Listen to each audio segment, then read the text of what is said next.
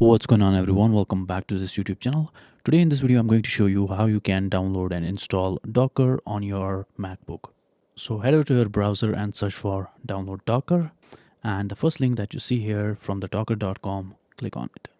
So it's going to take you to this website, docker.com/product/docker desktop, and from here you can choose this option, download Docker desktop. And when I hover over this option, you can see I get many options like download for Mac Apple Silicon, download for Mac Intel chip.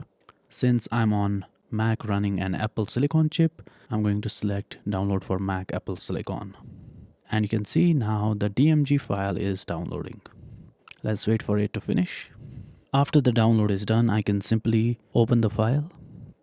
And you can see I'll get this interface. I just need to drag and drop Docker into my applications folder.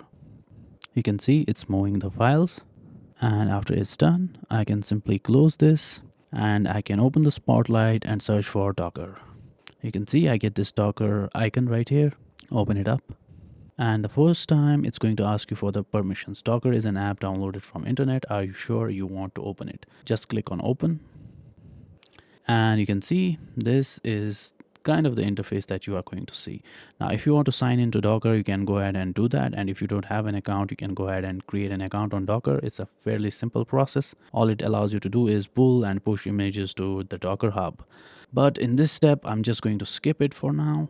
And there you go, the Docker is set up. Now you can go open the terminal and now you can type in docker --version, hit enter. You can see I get Docker version 28.5.2. So this means the Docker is successfully installed on my Mac. If this was helpful, give this video a thumbs up. I'll see you in the next one. Until then, peace out.